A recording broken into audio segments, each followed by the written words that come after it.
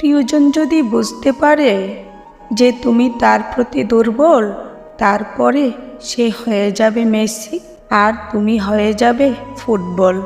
অল্প জ্ঞানে লাফায় বেশি, পূর্ণ জ্ঞানে বিনয় বেশি, শান্ত তাহার রূপ। গুরুত্ব না পেলে সাহস করে দূরত্ব বাড়াও। আত্মসম্মান নষ্ট করে ভালোবাসা আদায় করা যায় না। বউকে খুশি করতে চুড়ি, শাড়ি, চকলেট, ফুল, আইসক্রিম কত কিছুর দরকার হয়, অথচ স্বামী কত সহজ সরল। স্ত্রীকে দেখলেই খুশি হয়ে যায়।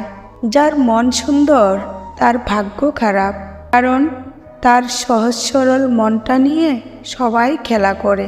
তোমার পায়ে যদি জুতো নাও থাকে, কিন্তু হাতে বই যেন অবশ্যই থাকে, কারণ জুতো তোমায় কিছুটা পথ চলতে সাহায্য করবে, কিন্তু বই তোমায় তোমার জীবন গঠন করতে সাহায্য করবে।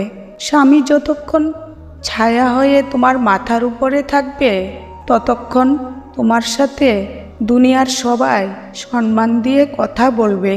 স্বামীবিহীন হয়ে দেখো, কারোর চোখে তুমি আপদ, কারোর চোখে তুমি বোঝা, আর সমাজের চোখে তুমি হয়ে যাবে অসৎ নারী। আমরা যখন কাউকে বিশ্বাস করে ঠকে যাই, তখন মনে মনে প্রতিজ্ঞা করি আর কখনো কাউকে বিশ্বাস করব না, কিন্তু দিন শেষে সেই প্রতিজ্ঞা নিজেরাই ভেঙে ফেলি।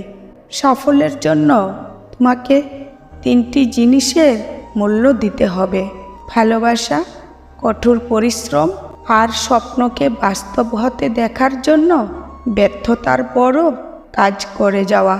তুমি সবার সাথে যতই ভালো ব্যবহার করো না কেন, কেউ না কেউ তোমার বদনাম করবেই। আশা কখনো তোমাকে ছাড়ে না, বরং তুমি তাকে ছেড়ে দাও। যারা সবাইকে নিয়ে ভালো থাকতে চায়, তারাই এই পৃথিবীতে বেশি কষ্ট পায়। মানুষ কখনো ইচ্ছে করে কাঁদে না, কাঁদায় তার অতীত, কাঁদায় তার অতীতের স্মৃতিগুলো, কাঁদায় তার সবচেয়ে কাছের মানুষ, কাঁদায় তার প্রিয়জন।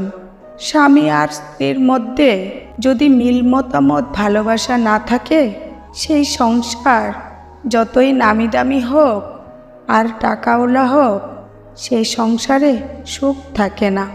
দোলনা যতটা পিছনে যায়, ঠিক ততটাই সামনেও আসে।